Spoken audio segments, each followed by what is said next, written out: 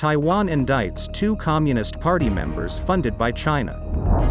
Key Taiwan tech firms helping Huawei with China chip plants. Taiwan congratulates Slovakia on election won by pro-Russian party. 55 Chinese submarine sailors are feared dead in the Yellow Sea. Armenia's parliament votes to join the International Criminal Court. Ukraine, Poland and Lithuania reach a deal to expedite grain exports. Certificate to own car in Singapore rockets to $106,000. China offers internationals to collaborate on Lunar mission.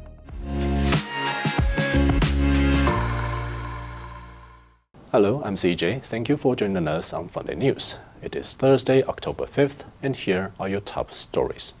Central News Agency CNA reported Taiwan People's Communist Party Chairman Lin De-wang and Vice Chairman Zheng Jianxin were accused on Tuesday of violating the Anti-Infiltration Act and the Civil Servants Election and Recall Act after having accepted funds and other benefits from China's ruling Communist Party.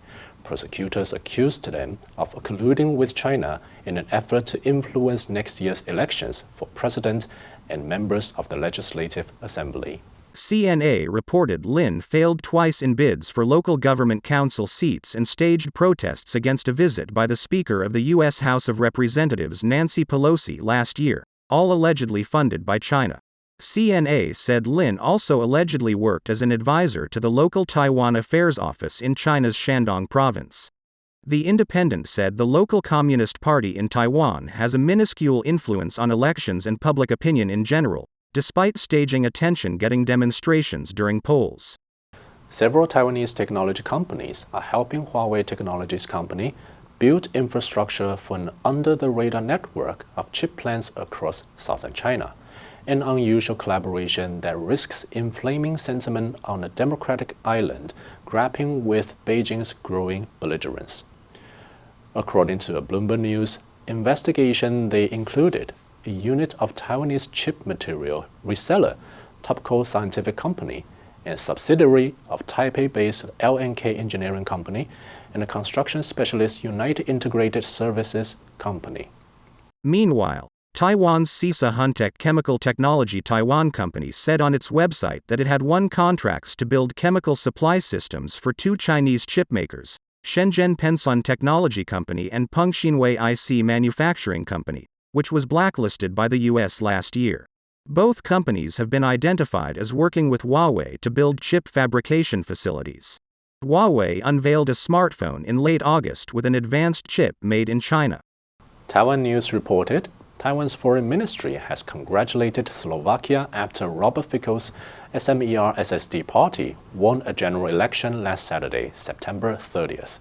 Central News Agency reported Taiwan's foreign ministry said in a statement that it looks forward to working with the country's new government and that Taiwan and Slovakia share universal values. Reuters reported that Fico was given the mandate to form a government by the country's president on Monday afternoon. The winning party's leader is best known outside Slovakia for taking what has been described as a pro-Russian stance, and for campaigning on ending military aid to Ukraine. But Fico's party will need to form a coalition to govern, and some analysts have suggested that he may soften his stance on certain issues if he comes to power. Fico previously said Slovakia has bigger problems than Ukraine, including rising energy and living costs.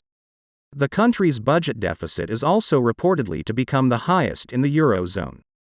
55 Chinese sailors are feared dead after their nuclear submarine apparently got caught in a trap intended to ensnare British subsurface vessels in the Yellow Sea. According to a secret UK report, the seamen died following a catastrophic failure of the submarine's oxygen systems, which poisoned the crew. The captain of the Chinese POA Navy submarine 093417 is understood to be among the deceased, as are 21 other officers. Officially, China has denied the incident took place. The fatal mission reported by the UK reads, intelligence reports that on 21st of August there was an onboard accident whilst carrying out a mission in the Yellow Sea. Incident at 8:12 local time. Our understanding is death caused by hypoxia due to a system fault on the submarine. The submarine hit a chain and anchor obstacle used by Chinese Navy to trap U.S. and Allied submarines. This resulted in systems failures that took 6 hours to repair and surface the vessel.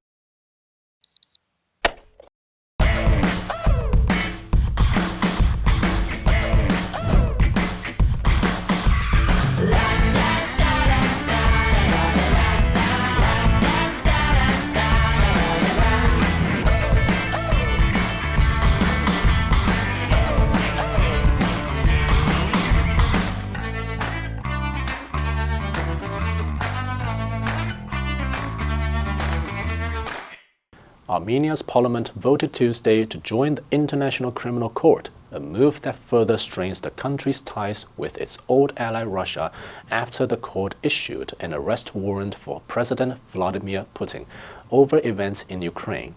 Moscow last month called Yerevan's efforts to join the ICC an unfriendly step, and the Russian Foreign Ministry summoned Armenia's ambassador.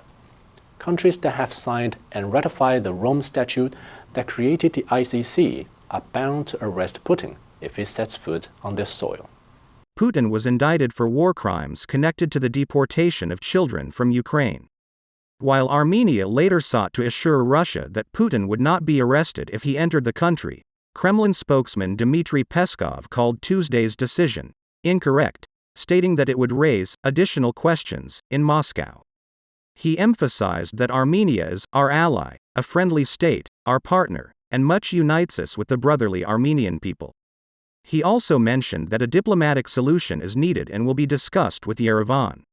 Officials said Tuesday Ukraine, Poland, and Lithuania have agreed on a plan they hope will help expedite Ukrainian grain exports, with needy countries beyond Europe potentially benefiting from speedier procedures. According to the statement from the Ukrainian Foreign Ministry, the deal means that grain inspections will shift from the Ukraine-Poland border to a Lithuanian port on the Baltic Sea.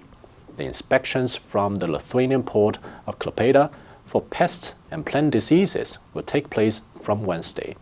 While the stated goal is to expedite Ukrainian grain exports, the agreement may also help alleviate tensions over grain prices between Ukraine and Poland at a time when international support for Kyiv's efforts to resist Russia's invasion may be waning.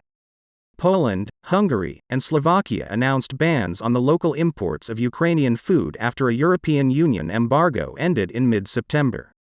Ukraine filed a complaint with the World Trade Organization soon afterward as the dispute escalated. To own a car in Singapore, a buyer must bid for a certificate that now costs $106,000, equivalent to 4 Toyota Camry hybrids in the US, as post-pandemic recovery has driven up the cost of the country's vehicle quota system to all-time highs, including certificate of entitlement, registration fees, and taxes. A new standard Toyota Camry hybrid currently costs 251,388 Singapore dollar in Singapore, compared with 28,855 in the US. The median annual household salary in Singapore is 121,188. Singapore, home to 5.9 million people and drivable across in under an hour, has employed a 10-year Certificate of Entitlement (CO) system since 1990 to control the number of vehicles in the small city-state. The quota, allocated through a bidding process, has made it the most expensive city in the world to purchase a car.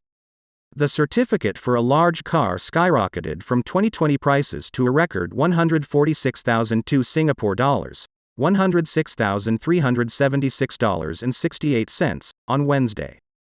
China, which aims to become a major space power by 2030, has opened up a key lunar mission to international cooperation, as mission deadlines loom for setting up a permanent habitat on the south pole of the moon. The China National Space Administration announced at the 74th International Astronautical Congress in Baku, Azerbaijan, on Monday that China welcomes countries and international organizations to participate in its uncrewed Chang'e 8 mission and jointly carry out mission-level projects. According to details announced on CNSA's website, mission-level projects mean China and its international partners could launch and operate their spacecraft, conduct spacecraft-to-spacecraft interactions, and jointly explore the surface of the moon. International partners are also welcome to piggyback on the Chang'e-8 mission and independently deploy their own modules once the Chinese spacecraft lands. CNSA said interested parties must submit a letter of intent to CNSA by December 31st. Final selection of proposals will come in September 2024. The answer for yesterday was B, sentiment. Public sentiment is against any change to the law. Did you answer correctly? Now let's delve into the news of China offers internationals to collaborate on lunar mission. Loom, 阴森地接近，尤其是指不希望或不愉快的事情。The threat of closure looms over the workforce. Habitat, 动植物的生长地或栖息地。With so many areas of woodland being cut down, a lot of wildlife is losing its natural habitats. Jointly, 连带地或共通地。The tenants are all jointly responsible for the rent. Next, we have a multiple choice question for everyone to practice. Which answer would you choose? You can write your answer in the comment section. The correct answer will be announced tomorrow. And that's all for today's Funday news. Be sure to tune into Funday news from Monday to Friday and click the link below to join Funday for free. I'm CJ, your host, and I will see you next time.